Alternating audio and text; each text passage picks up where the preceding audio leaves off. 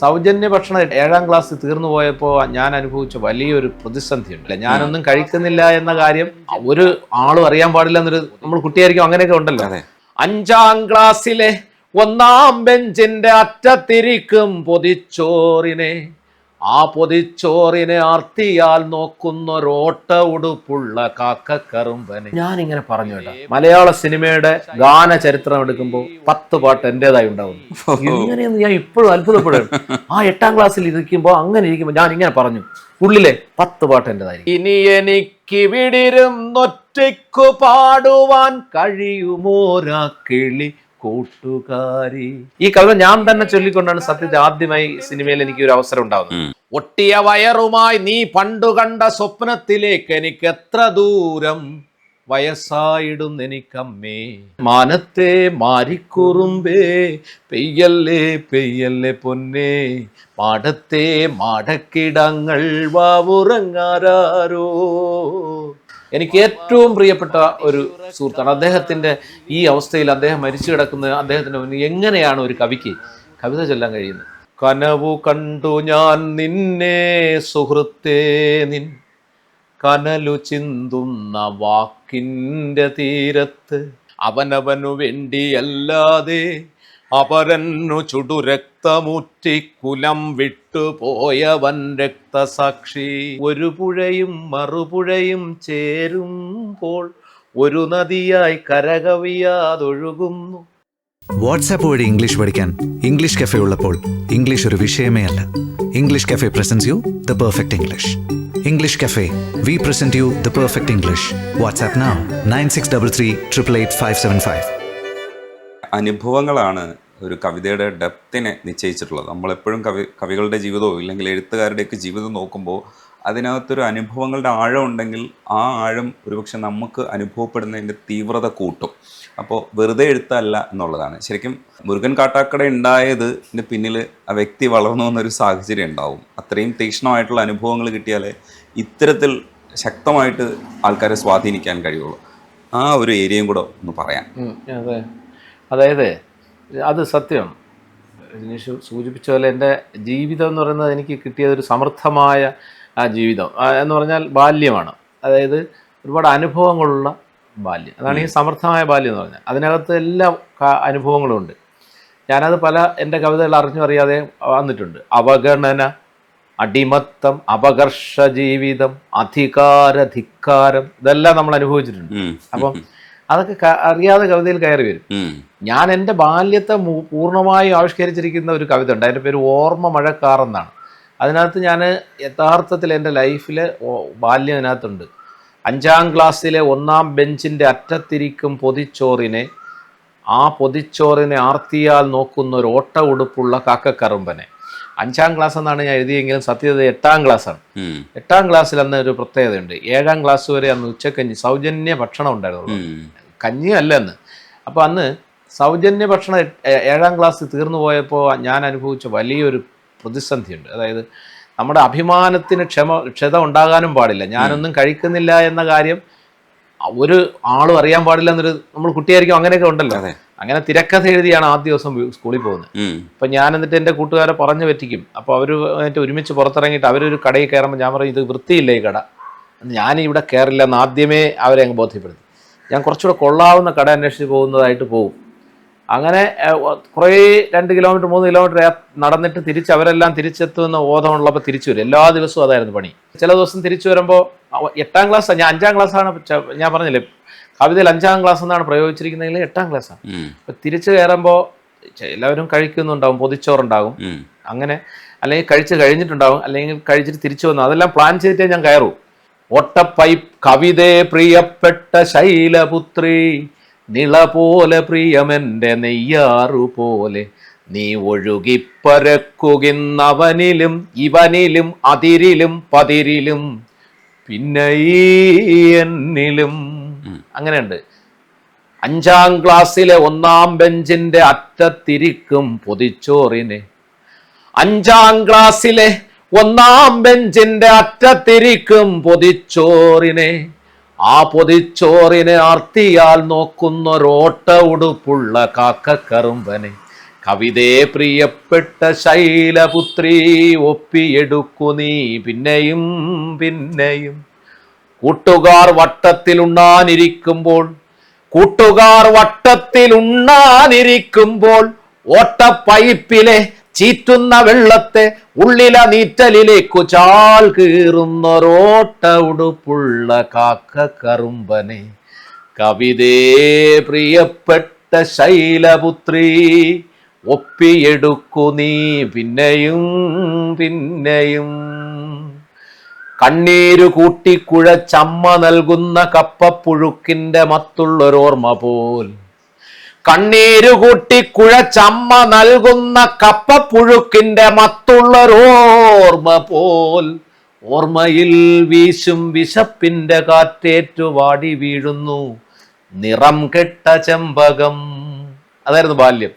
അപ്പൊ ഈ അമ്മ കപ്പ മാത്രമായി പുഴുങ്ങി ഇങ്ങനെ പച്ചവെള്ളം തളിച്ചു തരുമ്പോൾ അമ്മയുടെ കണ്ണുനീരും കൂടെ അതിൽ വീഴും. അപ്പം അത് വാരി കഴിച്ചിട്ട് കിടക്കുമ്പോൾ ഒരു മത്തുണ്ടാവും. നിങ്ങൾക്കൊക്കെ അനുഭവം ഉണ്ടാവാൻ സാധ്യതയില്ല. ഈ കപ്പ ധാരാളമായി കഴിച്ചാലേ നമുക്കൊരു മത്തുണ്ടാവും. കാരണം അതിനൊരു പ്രത്യേകത ഉണ്ട്. അതിനകത്ത് അങ്ങനെ അസിഡിറ്റിക് കണ്ടന്റ് കൂടുതലാണ്. ആ ഓർമ്മകളാണ്. പൊത്ത പോക്കറ്റിലൂടെ ഊർന്നു പോകുന്ന ഒരു ഞാറപ്പഴത്തിന്റെ കട്ടിച്ചുവപ്പു പോൽ. ഓർമ്മയിൽ വീശും വിശപ്പിന്റെ കാറ്റേറ്റു പാടി വീഴുന്നു നിറം കെട്ട ചെമ്പകം. അപ്പൊ അതാണ് ഞാൻ പറഞ്ഞ ബാല്യം സമൃദ്ധമായിരുന്നു. അനുഭവങ്ങൾ കൊണ്ടേ, ധാരാളമായ അനുഭവങ്ങൾ കൊണ്ട് സമൃദ്ധമായ ബാല്യം ഉള്ളത് കൊണ്ടും കൂടെയാണ് ഈ നെയ്യാറും ബാല്യവും ചേർന്നതാണ് എൻ്റെ യഥാർത്ഥത്തിലെ ഈ കവിതയുടെ ശില്പശാല.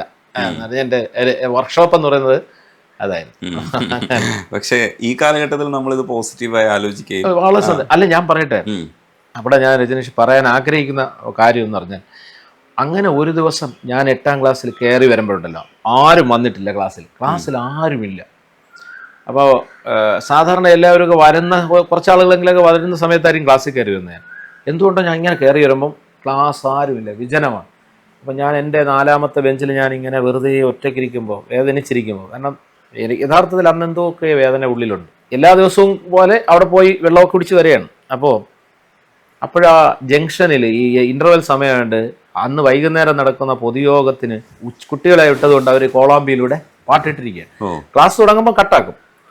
അന്ന് ആ കോളാമ്പിയിലൂടെ ഇങ്ങനെ ചന്ദ്രകളഭം ചാർത്തിയുറങ്ങും തീരം എന്ന പാട്ട് വരുന്നു. അപ്പൊ ഞാനിങ്ങനെ പറഞ്ഞു കേട്ടാ, മലയാള സിനിമയുടെ ഗാന ചരിത്രം എടുക്കുമ്പോൾ 10 പാട്ട് എൻ്റെതായി ഉണ്ടാവുന്നു. ഇങ്ങനെയൊന്നും ഞാൻ ഇപ്പോഴും അത്ഭുതപ്പെടുകയാണ്. ആ 8ാം ക്ലാസ്സിൽ ഇരിക്കുമ്പോൾ അങ്ങനെ ഇരിക്കുമ്പോൾ ഞാൻ ഇങ്ങനെ പറഞ്ഞു, ഉള്ളിലെ 10 പാട്ട് എൻ്റെതായിരിക്കും. എങ്ങനെയാണ് അത് പറയാൻ പറ്റിയെന്ന് എനിക്ക് ഇപ്പോഴും അത്ഭുതകരമാണ്. അതാണ് അൽക്കമിസ്റ്റിൽ പുള്ളി പറയുന്നത് പോലെ, നമ്മളൊരു കാര്യം ഇങ്ങനെ ഗാഠമായി ആഗ്രഹിച്ചാൽ ഈ പ്രപഞ്ചം മുഴുവൻ അത് നടപ്പാക്കുന്നതിന് ഗൂഢാലോചന ചെയ്യുമെന്നാണ് പറയുന്നത് പൗലോസ്. അപ്പൊ എൻ്റെ കാര്യത്തിൽ ഞാൻ മനസ്സിലാക്കുന്ന കാര്യം അതാണ്. ഞാൻ അതിനു വേണ്ടി ഒരു സിനിമയ്ക്ക് വേണ്ടി ഒരു ശ്രമവും നടത്തിയിട്ടില്ല. പക്ഷേ കൃത്യമായും ആ സിനിമാ മേഖലയിൽ നിന്ന് ആരുടെയും പിന്നിൽ ഞാൻ പോയിട്ടില്ല. ആരോടും അങ്ങോട്ട് പോയി ഇത് വേണ്ടി ശ്രമിച്ചിട്ടുമില്ല. പക്ഷേ ആദ്യം ഞാൻ എഴുതുന്നത് ഒരു നമ്മുടെ നാട്ടിലെല്ലാം ഈ തിരുവനന്തപുരത്തെ കുറച്ച് കുട്ടികൾ എൻ്റെ ഈ കന്നഡയൊക്കെ വന്നതിന് ശേഷമാണ്. അപ്പോൾ പറഞ്ഞു, ചേട്ടാ ഞങ്ങളിങ്ങനെ ചെറിയ സിനിമ എടുക്കുന്ന ഒരു. അപ്പോൾ എനിക്ക് അത്ഭുതം തോന്നി. അന്ന് ഞാൻ ആലോചിച്ച കാര്യം. അപ്പം ഞാൻ പെട്ടെന്ന് കയറിയേറ്റു. പക്ഷെ അത് കവിതയായിരുന്നു. ഞാൻ എൻ്റെ കവിത അത് ആലപിക്കും. പറയുവാനാകാത്തൊരായിരം കഥനങ്ങൾ ഹൃദയത്തിൽ മുട്ടി വിളിച്ചിടുമ്പോൾ, ഇനി എനിക്ക് വിടിരുന്നൊറ്റയ്ക്കു പാടുവാൻ കഴിയുമോരാ കിളി കൂട്ടുകാരി. ഇനിയൻ കരൽ കൂട്ടിൽ നിലവിന്റെ കുയിൽ മുട്ട അടപൊട്ടി വിരിയുമോ കൂട്ടുകാരി. ഇനി എൻ്റെ ഓർമ്മകളിൽ നിറമുള്ള പാട്ടുകൾ മണിവീണ മൂളുമോ കൂട്ടുകാരി. നഷ്ടമോഹങ്ങൾക്കുമേലടയിരിക്കുന്ന പക്ഷിയാണിന്നു ഞാൻ കൂട്ടുകാരി. ഇഷ്ടമോഹങ്ങൾക്കു വർണ്ണരാഗം ചേർത്തു പട്ടു നെയ്യുന്നു നീ പാട്ടുകാരി. നഷ്ടമോഹങ്ങൾക്കുമേലടയിരിക്കുന്ന പക്ഷിയാണിന്നു ഞാൻ കൂട്ടുകാരി. ഇങ്ങനെ തുടങ്ങുന്ന പാട്ട് കവിത. ഈ കവിത ഞാൻ തന്നെ ചൊല്ലിക്കൊണ്ടാണ് സത്യത്തിൽ ആദ്യമായി സിനിമയിൽ എനിക്ക് ഒരു അവസരം ഉണ്ടാകുന്നത്. ആ പടത്തിന്റെ പേര് പറയാൻ മറന്നതെന്നാണ്. ഗംഭീരമായൊരു സിനിമയാണ്. ഒരു കൊച്ചു കുട്ടികൾ അല്ലെങ്കിൽ ഒരു ആർട്ടിസ്റ്റുകൾ മാത്രം എടുത്ത പടം. ആ പടം എവിടെയെങ്കിലും കിട്ടണമെങ്കിൽ കാണണം. അതിമനോഹരമായ ഒരു പടമാണ്, ഒരാളും കണ്ടില്ല. ആ പടത്തിൽ പ്രത്യേകം എന്ന് പറഞ്ഞാൽ SSLCക്ക് ഫുൾ A+ കിട്ടിയ ഒരു പെൺകുട്ടി +2 തോക്കുന്നു, അവൾ ആത്മഹത്യ ചെയ്യുന്നു. അതാണ് പടം. അപ്പോൾ എല്ലാവരും വിചാരിക്കും എന്താണ് SSLCക്ക് എല്ലാത്തിനും ഫുൾ A+ കിട്ടിയ മോക്ക് അവൾ +2 തോക്കുമ്പോൾ ഉണ്ടായ മാനസിക വൈകാരികതയുടെ കാര്യം അവൾ സത്യത്തിൽ അതല്ല. അതിൻ്റെ പിന്നിൽ എന്താണെന്നുള്ള ആ പടം. അതായത് അച്ഛൻ്റെ പ്രായമുള്ള അയൽവാസിയായ ഒരു ശില്പിയോട് ഇവൾക്ക് തോന്നുന്ന അമിത പ്രണയത്തിൽ നിന്ന് സംഭവിക്കുന്ന വൈകാരികതയാണ് ആ പടം. ഗംഭീരം സിനിമ. അപ്പം അതിൻ്റെ ആ ഒരു സിറ്റുവേഷനാണ് ഈ സാധനം വരുന്നത്. നഷ്ടമോഹങ്ങൾക്കുമേലടയിരിക്കുന്ന പക്ഷിയാണിന്നു ഞാൻ കൂട്ടുകാരി. അപ്പം അത് കഴിഞ്ഞിട്ട് കുറെ കാലം കഴിയുമ്പോൾ ഭഗവാൻ എന്ന് പറഞ്ഞൊരു സിനിമ വന്നു. അതിൽ ഞാൻ എൻ്റെ കവിത ഞാൻ തന്നെ ചൊല്ലി. അത് കഴിഞ്ഞിട്ട് വരുന്ന പടം എന്ന് പറയുന്നത് ചട്ടമ്പി നാടെന്നൊരു സിനിമ, ഷാഫിയുടെ പടം. അതാണ്. അലക്സ് പോൾ ആയിരുന്നു അദ്ദേഹമാണ് എന്നെ വിളിക്കുന്നത്. അലക്സ് പോളാണ് എന്നെ വിളിക്കുന്നത്. അദ്ദേഹത്തിന് എൻ്റെ കവിത ഇഷ്ടമായതുകൊണ്ട് വിളിക്കുന്നതാണ് ഫോണിൽ കൂടെ.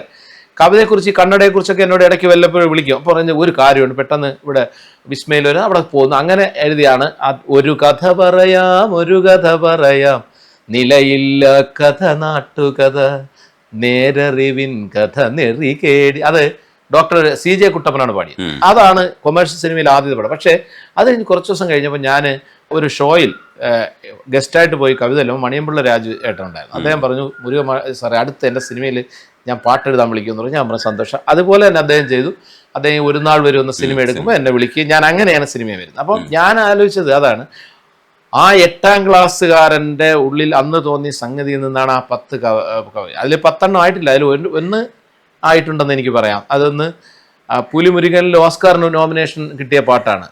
അതായത് മാനത്തെ മാരിക്കുറുമ്പേ പെയ്യല്ലേ പൊന്നേ മാടത്തെ മാടക്കിടങ്ങൾ വാവുറങ്ങാരോ വാവാവം പാടിയുറക്കാനില്ലിന്നമ്മയൻ പൊന്നേ ചാരത്തെ നോവു താരാട്ടിൽ നീയുറങ്ങാര. ആ പാട്ട്. പിന്നെ അതുപോലെ നമ്മൾ നേരത്തെ രഞ്ജി സൂചിപ്പിച്ചതിൽ ചെമ്പകപ്പൂങ്കാട്ടില്, പിന്നെ വേറെ മാവിൻ ചോട്ടിലെ മണമുള്ള മധു, അതൊക്കെ കുറച്ച് ഒരുവിധം നിൽക്കുന്ന പടം. മഴ മാഞ്ഞു പോയി, കേട്ടാലും കേട്ടില്ല, അങ്ങനെ കുറെ ആ ഒരു ജീവിതാനുഭവങ്ങൾ തന്നെയാണ് കവിതയായാലും പാട്ടായാലും അടിസ്ഥാനപരമായി നമ്മളെ മുന്നോട്ട് നയിക്കുന്ന പ്രധാന കാര്യം. അപ്പം അമ്മയെ കുറിച്ച് എഴുതിയിട്ട് അമ്മേ നെരിപ്പോട് പോലെന്തോ കത്തുന്നു ഹൃദയത്തിൽ നിന്റെ ദുഃഖത്തെ കുറിച്ചുള്ള ദുഃഖം. ഒട്ടിയ വയറുമായി നീ പണ്ടു കണ്ട സ്വപ്നത്തിലേക്ക് എനിക്ക് എത്ര ദൂരം വയസ്സായിടുന്നെനിക്കമ്മേ. നീ പണ്ടു കൂനി നടന്നൊരാ കാലത്തിൽ ഞാനെത്തുന്നു നീ തന്ന കൂനാത്ത നട്ടെല്ലുമായി എന്ന് തുടങ്ങുന്നൊരു കവിത ഉണ്ട് അമ്മയെക്കുറിച്ച്. അപ്പൊ സ്വാഭാവിക അനുഭവങ്ങളിൽ നിന്നാണ് കവിത. അതുപോലെ ഈ കവി നടക്കുന്ന പാതയും കൂടെ ശരിക്കും നമ്മൾ നോക്കേണ്ടതുണ്ട്. ഒരു ഇടത് ചിന്തകൻ എന്നുള്ള രീതിയിലും ഇടതുപക്ഷത്തോടൊപ്പം നിൽക്കുന്നത് കൊണ്ടുകൂടി പലയിടത്തും എക്സിസ്റ്റൻസ് നിലനിർത്തുന്നതിൻ്റെ ഭാഗമായിട്ട് കൂടെ നമ്മൾക്ക് ഈ കവിതകൾ സഹായിക്കുന്നുണ്ട്. പക്ഷേ രക്തസാക്ഷികൾ എല്ലാവരെയും സ്വാധീനിക്കുന്ന ഒരു കവിതയാണ്. അതൊരു ഇടതുപക്ഷ പാർട്ടി പ്രോമിനൻസ് കിട്ടുമ്പോഴും പക്ഷേ രക്തസാക്ഷികൾ അതിനകത്ത് ഗ്ലോറിഫിക്കേഷൻ ഉണ്ടോ എന്ന് എനിക്കറിയില്ല. പക്ഷേ രക്തസാക്ഷികളെക്കുറിച്ച് എഴുതുമ്പോൾ നമുക്ക് വേണ്ടിയിട്ട് അയാൾ ചെയ്ത ത്യാഗത്തെക്കുറിച്ച് കൃത്യമായിട്ട് നമുക്ക് ബോധ്യപ്പെടും. നമുക്കറിയാം രക്തസാക്ഷി ആരാണെന്നുള്ളത് നമുക്ക് കൃത്യമായിട്ട് അറിയാം. പക്ഷെ അത് നമ്മളെ ഓർമ്മപ്പെടുത്തുമ്പോൾ ഉണ്ടല്ലോ നമ്മുടെ ഉള്ളിങ്ങനെ നീറും. അവൻ നമുക്ക് വേണ്ടി ചെയ്ത ത്യാഗത്തെ നമ്മൾ ജ്വലിപ്പിച്ചിട്ടില്ല എന്ന് ഓർത്തിട്ട് നമ്മൾ പോലും പരിതപിക്കും, കുറ്റബോധം തോന്നും. കാരണം അയാൾ നമുക്ക് വേണ്ടി മരിച്ചത്, നമുക്ക് വേണ്ടി സമരം ചെയ്തവർ, നമുക്ക് വേണ്ടിയിട്ട് വെടിയുണ്ടയേറ്റവർ, അതും ചെറിയ സമരങ്ങൾക്ക് പോലും വെടിയുണ്ടയേറ്റ നാടാണ് ഈ നാട്. അപ്പം അവിടെ വലിയ സമരങ്ങൾക്ക് വെടിവെച്ച് കൊല്ലപ്പെട്ടവർ, എന്തിന് ഗാന്ധിജി പോലും കൊല്ലപ്പെടുമ്പോൾ നമ്മുടെ ഉള്ള്, അവരെ പിന്തുടരുന്ന നമ്മുടെ ഉള്ള് അപ്പോൾ വേദനിക്കും. കാരണം അവർ വിഭാവനം ചെയ്ത ലോകത്തെ നമ്മളിപ്പോഴും നിർമ്മിച്ചെടുത്തിട്ടില്ല. രക്തസാക്ഷി ആ തരത്തിൽ വായിക്കുമ്പോൾ എനിക്ക് ഭയങ്കരമായിട്ട് ഉള്ളിലേക്ക് പോകുന്നൊരു കവിതയാണ് രക്തസാക്ഷി. അവനവന് വേണ്ടി അല്ലാതെ അവരെന്നെ ചുടുരക്തം ഏകിയോൻ രക്തസാക്ഷി എന്ന് പറയുമ്പോൾ നമുക്ക് മനസ്സിലാവും രക്തസാക്ഷി ആരാണെന്ന്. ഇപ്പോൾ രജനീഷ് സൂചിപ്പിച്ച പോലെ ഞാൻ എൻ്റെ ഇടതുപക്ഷ ബോധം എന്ന് പറയുന്നത് എൻ്റെ കുട്ടിക്കാലത്ത് എനിക്കുണ്ടായതാണ്. എൻ്റെ ജീവിത സാഹചര്യങ്ങളാണ് എന്നെ ഒരു ഇടതുപക്ഷ അനുഭാവിയാക്കുന്നത്, അല്ലെങ്കിൽ ഇടതുപക്ഷ വായനയ്ക്കിടയാക്കി. ഇടതുപക്ഷ ചിന്തകൾക്കോ ഇടതുപക്ഷ പിന്നെ എന്താ കൂടപ്പോക്കിനൊക്കെ എന്നെ ഇടയാക്കിയത് എൻ്റെ ആ ബാല്യമാണ് എൻ്റെ. അതുകൊണ്ട് അടിസ്ഥാനപരമായി ഞാൻ ഒരു ഇടതുപക്ഷ ചിന്താഗതിക്കാരൻ തന്നെയാണ്. പിന്നെ ഈ രക്തസാക്ഷി എന്ന കവിത സത്യത്തിൽ പറയുകയാണെങ്കിൽ രക്തസാക്ഷികൾ എപ്പോഴും എനിക്കൊരു അത്ഭുതമാണ്. നമ്മളെല്ലാം ജനിക്കുമ്പോൾ ജനിക്കുന്നവരല്ലേ, പക്ഷെ രക്തസാക്ഷികൾ മരിക്കുമ്പോൾ ജനിക്കുന്നവരല്ലേ, അതാണ്. അപ്പോൾ ആ ഒരു ഭയങ്കരമായൊരു ഇതുണ്ട്. ആ ഒരു ചിന്തയാണ് ഒരു രക്തസാക്ഷിക്ക് എൻ്റെതായ ഒരു നിർവചനം എന്ന നിലയിലാണ് ആ കവിത ഞാൻ എഴുതുന്നത്. എന്താണ് എന്നെ സംബന്ധിച്ചിടത്തോളം ഞാൻ രക്തസാക്ഷി എന്നുകൊണ്ട് ഉദ്ദേശിക്കുന്നത് എന്താണ്? അവനവനു വേണ്ടിയല്ലാതെ അപരന്നു ചുടു രക്തമൂറ്റി കുലം വിട്ടുപോയവൻ രക്തസാക്ഷി. മരണത്തിലൂടെ ജനിച്ചവൻ സ്മരണയിൽ ഒരു രക്തതാരകം രക്തസാക്ഷി. മെഴുകുതിരി നാളമായി വെട്ടം പൊലിപ്പിച്ചു ഇരുൾ വഴിയിൽ ഊർജമായി രക്തസാക്ഷി. മെഴുകുതിരി നാളമായി വെട്ടം പൊലിപ്പിച്ചു ഇരുൾ വഴിയിൽ ഊർജമായി രക്തസാക്ഷി. അമ്മയ്ക്കു കണ്ണുനീർ മാത്രം കൊടുത്തവൻ, അമ്മയ്ക്കു കണ്ണുനീർ മാത്രം കൊടുത്തവൻ, നന്മയ്ക്കു കണ്ണും കരുത്തും കൊടുത്തവൻ, പ്രിയമുള്ളതെല്ലാം ഒരു ജ്വല സത്യത്തിനൂർജമായുട്ടിയോൻ രക്തസാക്ഷി. എവിടെയോ കത്തിച്ചു വച്ചോരു ചന്ദന തിരി പോലെ എരിയുവോൻ രക്തസാക്ഷി. തൂക്കുമരത്തിലെ സുപ്രഭാതം നെഞ്ചിനൂക്കായി പുലർന്നവൻ രക്തസാക്ഷി. തൂക്കുമരത്തിലെ സുപ്രഭാതം നെഞ്ചിനൂക്കായി പുലർന്നവൻ രക്തസാക്ഷി. രക്തസാക്ഷി അങ്ങനെ. അപ്പോൾ രക്തസാക്ഷികളെ സംബന്ധിച്ച് അതാണ് ഞാൻ പറഞ്ഞതുപോലെ എനിക്ക് അതിനെക്കുറിച്ച് എന്താണോ എൻ്റെ മനസ്സിലുള്ള രക്തസാക്ഷി സങ്കല്പം അതിനെ ഒരു നിർവചനമാക്കണമെന്ന ചിന്തയിൽ നിന്നാണ് ഈ കവിത ഉണ്ടാകുന്നത്, രക്തസാക്ഷി.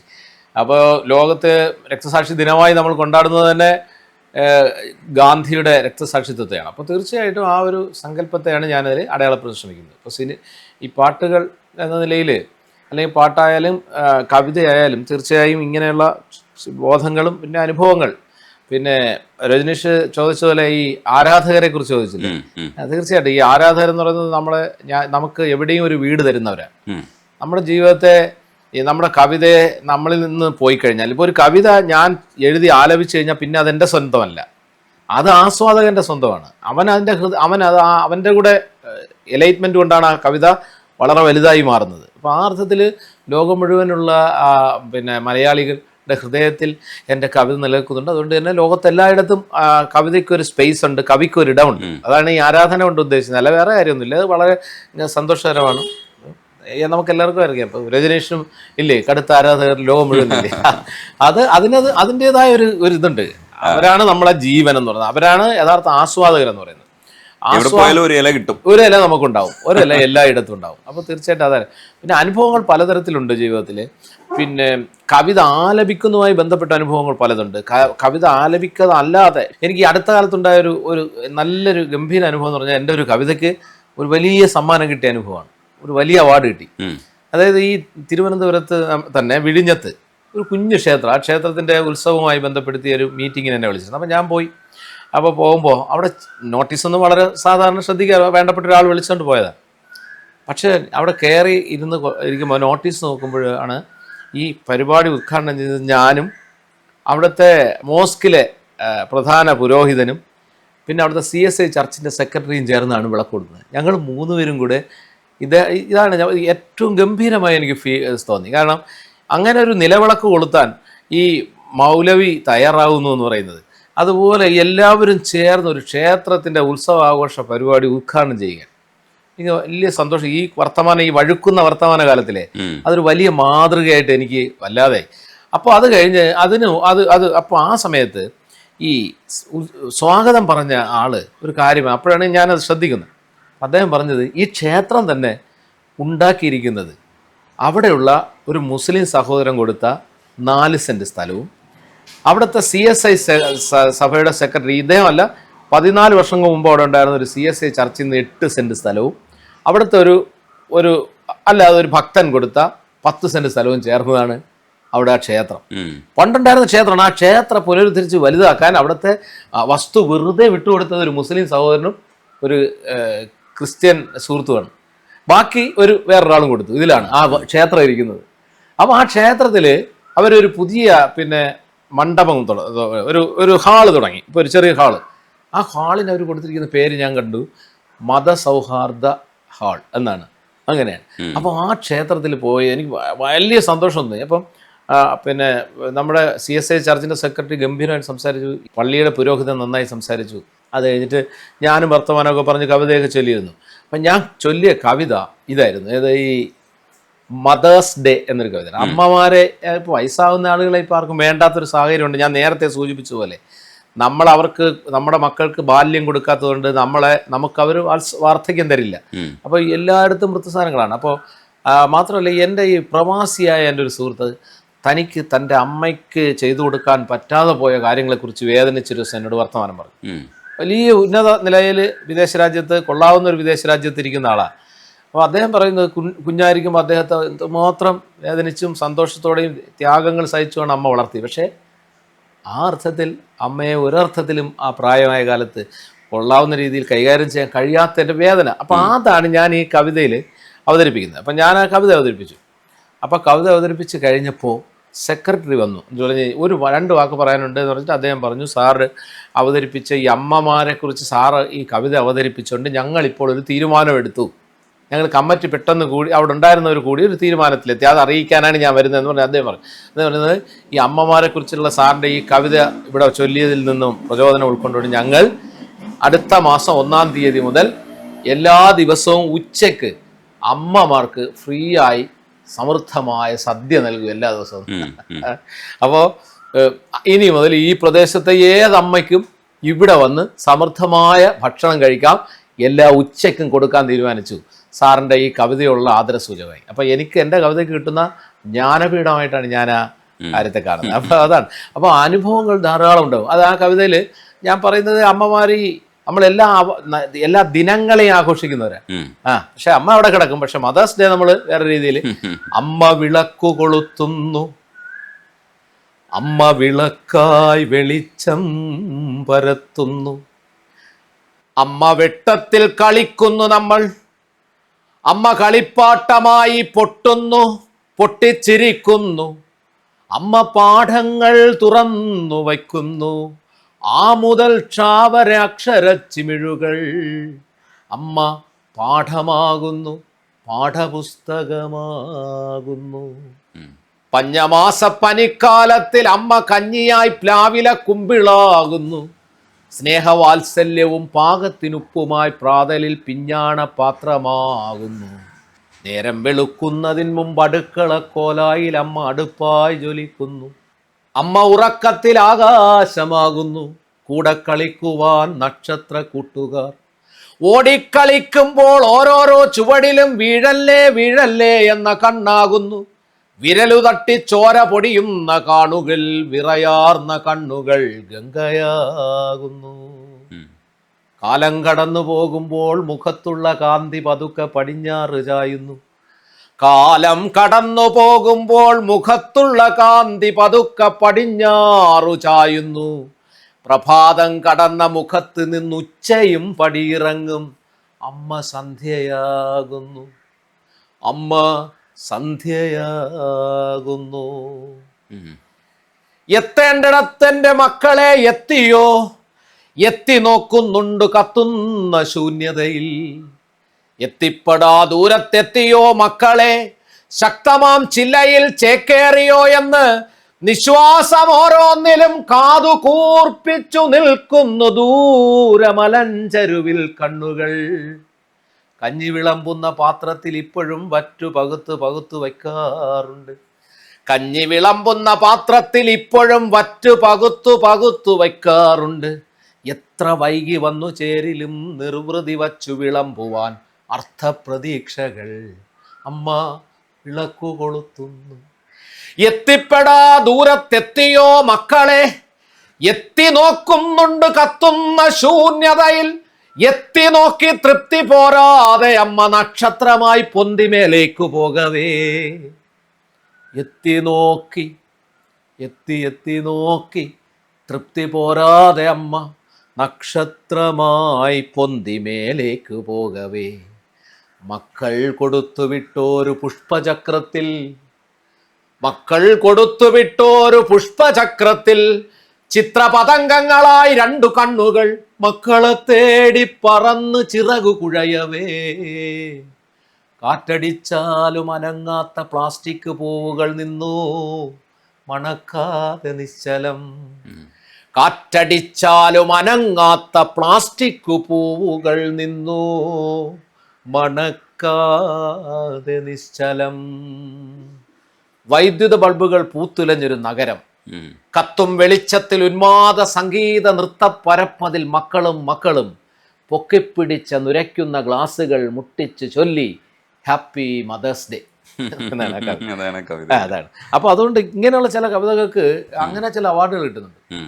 ഏറ്റവും വേദനിപ്പിക്കുന്ന മറ്റൊരു ഓർമ്മ എൻ്റെത്, എൻ്റെ പ്രിയപ്പെട്ട ഒരു സുഹൃത്ത് മരിച്ചു കിടക്കുമ്പോൾ അദ്ദേഹത്തിൻ്റെ മൃതശരീരത്തിൻ്റെ മുന്നിൽ നിന്ന് എനിക്ക് ഉറക്കെ കവിത ചൊല്ലേണ്ടി വന്നിട്ടുണ്ട്. അദ്ദേഹത്തിൻ്റെ പേര് ദേവസ്യ ജോസഫ് എന്നാണ്. അപ്പോൾ എൻ്റെ ഇൻറ്റിമേറ്റ് എൻ്റെ ആത്മസുഹൃത്തായിരുന്നു. അപ്പോൾ ഞങ്ങൾ സ്കൂളിൽ ഈ SCRT എന്ന് പറയുന്ന നമ്മുടെ പാഠപുസ്തക ഗവേഷണ കേന്ദ്രത്തിൽ ഞങ്ങളുടെ വിഷയങ്ങളുടെ കോർ ഗ്രൂപ്പിൽ അംഗങ്ങളായിരുന്നു. അപ്പോൾ ഞങ്ങൾ ആത്മസുഹൃത്തുക്കളായിരുന്നു. അപ്പം അദ്ദേഹം കാഞ്ഞിരപ്പള്ളിക്കാരനാണ്. ഒരു സുപ്രഭാതത്തിൽ അദ്ദേഹം ഹൃദയസ്തംഭനം വന്ന് മരിക്കുന്നു. ഞങ്ങൾ അവിടെ പോകുന്നു. അവിടെ ചെല്ലുമ്പോൾ ആളുകൾ നിറഞ്ഞു കിടക്കുന്നു. അദ്ദേഹം ഒരു ജനപ്രിയനായ ഒരു മനുഷ്യനായിരുന്നു. അപ്പോൾ അവിടെ കയറി ഒരു നോക്കണ്ട് ഞാൻ മാറി നിൽക്കുന്നു. അപ്പോൾ പള്ളിയിലെ പുരോഹിതന്മാർ വന്ന് അവിടെ പ്രാർത്ഥന നടക്കുന്നു. അവർക്കറിയാമല്ലോ, ഒരുപാട് ചടങ്ങില്ലേ. അപ്പോൾ ചടങ്ങ് ഇങ്ങനെ നീണ്ടുകൊണ്ടേയിരിക്കുന്നു. അപ്പോൾ ഒരു പ്രാവശ്യം കൂടി കാണണമെന്ന് വിചാരിച്ചു. അങ്ങനെ ഞാൻ കയറി വീണ്ടും അദ്ദേഹത്തിൻ്റെ മുഖം നോക്കുന്നതിന് ഇങ്ങനെ നിൽക്കുമ്പോൾ അദ്ദേഹത്തിൻ്റെ മകൾ 9ാം ക്ലാസ് പഠിക്കുന്ന മോളാണ്. അവളും അമ്മയും അനിയനും എല്ലാം ഇങ്ങനെ ഇരിക്കുന്നുണ്ടല്ലോ വേദനയോടെ. അവൾ പെട്ടെന്ന് ചാടി എണീറ്റ് പറഞ്ഞു, നിർത്തുക, എല്ലാം നിർത്തുക, പ്രാർത്ഥന മതി എന്നത് അവൾ പറഞ്ഞു ഉറക്കെ. ഫാദർ ഇങ്ങനെ മൈക്കിലൂടെ വലിയ സിസ്റ്റമൊക്കെ വെച്ച് മൈക്കിലൂടെ പ്രാർത്ഥന നടക്കണം. എല്ലാവരും പ്രാർത്ഥിച്ച ആ മൂഡിൽ നിൽക്കുകയാണ്. അപ്പോൾ കുട്ടി ഉറക്കെ വിളിച്ചു പറഞ്ഞു, വേണ്ട, ഇനി പ്രാർത്ഥന മതി, ഇതുവരെയുള്ള പ്രാർത്ഥന എല്ലാം നിർത്തുക, പപ്പയ്ക്ക് പ്രാർത്ഥനകളല്ല ഇഷ്ടം, മുരുകൻ അങ്കിളിൻ്റെ കവിതയാണ്, മുരുകൻ അങ്കിൾ കവിത ചൊല്ലൂ എന്നാ കുട്ടി പറഞ്ഞു. എല്ലാവരും സ്തബ്ധരായി. കാരണം ഈ ചടങ്ങ് പൂർത്തിയായിട്ടില്ല. കുട്ടി അനുവദിക്കുന്നില്ല. കുട്ടി ബഹളം വെച്ചുകൊണ്ടിരുന്നു, നിർത്തൂ, എല്ലാവരും നിർത്തൂ, അച്ഛൻ മതിയാക്കൂ, പ്രാർത്ഥന നിർത്തൂ എന്ന് പറഞ്ഞു. എല്ലാവരും നിശബ്ദരായി. അപ്പോൾ കുട്ടിയുടെ ശബ്ദം മാത്രമേ പിന്നെ ഉള്ളൂ. കുട്ടി വീണ്ടും എന്നോട് പറഞ്ഞുകൊണ്ടിരുന്നു, അങ്കിൾ പപ്പയ്ക്ക് ഇഷ്ടപ്പെട്ട എത്രയോ കവിത അങ്കിൾ പാടിക്കൊടുത്തിട്ടുണ്ട്, അങ്കിൾ പപ്പയ്ക്ക് ഏറ്റവും ഇഷ്ടം അങ്കിളുടെ കവിതയാണ്, ഈ പ്രാർത്ഥനകളല്ല, അതുകൊണ്ട് ദയവായി അങ്കിൾ കവിത തരണം. ഞാൻ വല്ലാതെ ആയിപ്പോയി. കാരണം എനിക്ക് ഏറ്റവും പ്രിയപ്പെട്ട ഒരു സുഹൃത്താണ്. അദ്ദേഹത്തിൻ്റെ ഈ അവസ്ഥയിൽ അദ്ദേഹം മരിച്ചു കിടക്കുന്ന അദ്ദേഹത്തിൻ്റെ മുന്നിൽ എങ്ങനെയാണ് ഒരു കവിക്ക് കവിത ചൊല്ലാൻ കഴിയുന്നത്? പക്ഷേ എനിക്ക് ആ എൻ്റെ മോളെപ്പോലെ തന്നെ അവളിപ്പോഴും, അവളിപ്പോൾ MBBS കഴിഞ്ഞ് നിൽക്കുന്നുണ്ട്. അവളുടെ ആ ഇതിനകത്ത് എനിക്കൊന്നും ചെയ്യാൻ കഴിയാത്ത അവസ്ഥ വന്നു. ഫാദർ എന്നെ കയ്യിലേക്ക് അദ്ദേഹം മൈക്ക് എൻ്റെ കയ്യിൽ തന്നു. ഞാൻ ചൊല്ലാൻ നിർബന്ധനായി. അങ്ങനെ ഞാൻ അവിടെ ചൊല്ലി. അതൊരു കാലത്ത് മറക്കാൻ കഴിയാത്ത അനുഭവമാണ്. അത് പിന്നെ കളഞ്ഞുപോയ സുഹൃത്തെന്ന് പറഞ്ഞ് പണ്ടെൻ്റെ ഇതുപോലൊരു സുഹൃത്തിൻ്റെ വേർപാടുണ്ടായപ്പോൾ ഞാൻ എഴുതിയൊരു കവിതയുടെ വരികൾ ഞാൻ അവിടെ ചൊല്ലി. കനവു കണ്ടു ഞാൻ നിന്നെ സുഹൃത്തേ, നിൻ കനലു ചിന്തുന്ന വാക്കിൻ്റെ തീരത്ത്, കടലു കാണുന്ന കുട്ടിയെപ്പോലെ ഞാൻ വിരലുകൊണ്ടു കളം തീർത്തു നിൽക്കവേ, ചടുലവാക്കുകൾ കൊണ്ടെൻ്റെ തോളത്ത് മൃദുലമായി കൈകൾ ചേർത്തു നീ പുഞ്ചിരി വിതറി എന്നോട് ചൊല്ലി നീ സ്നേഹിത, താണ്ടിടാൻ കാതമേറെയുണ്ടെന്നുള്ള തോന്നലെന്നെ നയിക്കുന്നതിപ്പോഴും. പ്രളയമാണെനിക്കിന്നീ പ്രപഞ്ചവും പ്രണയവും, നീ പറഞ്ഞു നിർത്തവേ, അകലെ മായുന്ന കടൽ മുഴക്കം കേട്ടു, സമയമായി നമുക്കെന്നു ചൊല്ലി നീ. ഒടുവിൽ മഞ്ചാടി മുത്തു കൈവിട്ടോരു ചെറിയ കുട്ടി തൻ കഥയൊന്നുരച്ചു നീ, വിളറി വദനം വിഷാദം മറച്ചു നീ, കഥയിൽ മൗനം നിറച്ചിരിക്കുന്നതും ഇരുളിലില്ലാതെയാകുന്ന മാത്രയെ തപസ്സു ചെയ്യുന്ന ദിൽക്കിൽ നിൻ ഹൃദയവും, മിഴിയുമർപ്പിച്ചിരിക്കുന്ന കാഴ്ചയൻ മിഴികളന്നേ പതിപ്പിച്ചിതോർമതൻ, ചുവരിൽ ചില്ലിട്ടു തൂക്കി ഞാൻ ചിത്രമായി. ദുഃഖിക്കുവാൻ വേണ്ടി മാത്രമാണെങ്കിലേ നിർബന്ധ ജീവിതം ആർക്കു വേണ്ടി? ദുഃഖിക്കുവാൻ വേണ്ടി മാത്രമാണെങ്കിൽ നിർബന്ധ ജീവിതം ആർക്കു വേണ്ടി? ഉത്തരമില്ലാത്ത നിന്റെ ചോദ്യങ്ങൾക്കൊരുത്തരം പോലെ ഈ പുകച്ചുരുളുകൾ. പിരിയുവാൻ എന്നിൽ ഒറ്റയ്ക്കു പാതകൾ പണിതു നീ യാത്ര ചൊല്ലി പിരിഞ്ഞുപോയി. ഒരു കൊടുങ്കാറ്റുയർത്തി നീ എരിയുന്ന ചിത, കരിമ്പുകച്ചുരുളുണർത്തിയിടുന്ന പഴയ തീരത്തിരുന്നു ഞാൻ കാണുന്ന കനവിൽ നീ പുഞ്ചിരിക്കുന്നു പിന്നെയും. അപ്പോൾ ഈ കവിത യഥാർത്ഥത്തിൽ എൻ്റെ മനസ്സിൽ എപ്പോഴും ഏറ്റവും വലിയ വേദനയായിട്ട് നിൽക്കുന്നത് ഈ സന്ദർഭത്തിൽ ചൊല്ലേണ്ടി വന്നു എന്നുള്ളതാണ്. അപ്പോൾ കവിത നമ്മളെ വേദനിപ്പിക്കുകയും കവിത നമ്മളെ സന്തോഷിപ്പിക്കുകയും ഒക്കെ ചെയ്യും. കവിത ചിലപ്പോൾ നമ്മളെ വല്ലാതെ ദുഃഖിപ്പിക്കുകയും വേദനിപ്പിക്കുകയും ചെയ്യുന്ന സന്ദർഭങ്ങളും കവിത തന്നിട്ടുണ്ട് ധാരാളം. സന്തോഷിപ്പിക്കുന്ന ധാരാളം അനുഭവങ്ങൾ ഉണ്ടെങ്കിൽ പോലും ദുഃഖിപ്പിക്കുന്ന ഇതുപോലത്തെ അനുഭവങ്ങൾ ധാരാളം ഉണ്ടായിട്ടുണ്ട്. പക്ഷെ കവിത ഞങ്ങൾക്ക് റിലാക്സേഷനാണ്. അതുകൊണ്ട് തന്നെ കവിത തുടരണം, ചൊല്ലൽ തുടരണം. ഇതേപോലെ നീട്ടിയും കുറുക്കിയും ഒക്കെയുള്ള നിങ്ങളുടെ ചൊല്ലൽ കേൾക്കുമ്പോൾ നമ്മുടെ ഉള്ളിലേക്ക് അത് എങ്ങനെയാണ് വന്ന് പതിക്കുന്നത് എന്നുള്ളത് ഈ കവിതയുടെയൊക്കെ വ്യൂവർഷിപ്പ് യൂട്യൂബിൽ തന്നെ നോക്കിയാൽ മനസ്സിലാവുന്നൊരു കാര്യമാണ്. അതും നമ്മുടെ ഒരു ജനകീയതയുടെ അടിസ്ഥാനമായിട്ട് കാണാൻ കഴിയുന്ന ഒരു കാര്യമാണ്. അപ്പോൾ ശക്തമായ കവിതകളും പ്രതിഷേധങ്ങളും ഇനിയും തുടരണം. അപ്പോൾ പ്രോഗ്രസീവായിട്ടുള്ളൊരു കവിയായിട്ട് തന്നെ നിലനിൽക്കാൻ കഴിയട്ടെ എന്ന് ആശംസിക്കുന്നു. നന്ദിയുണ്ട് സംസാരിക്കാൻ. Thank you. വാട്സാപ്പ് വഴി ഇംഗ്ലീഷ് പഠിക്കാൻ ഇംഗ്ലീഷ് കഫേ ഉള്ളപ്പോൾ ഇംഗ്ലീഷ് ഒരു വിഷയമേ അല്ല. English cafe presents you the perfect English. English cafe, we present you the perfect English. WhatsApp now 9633 888 575.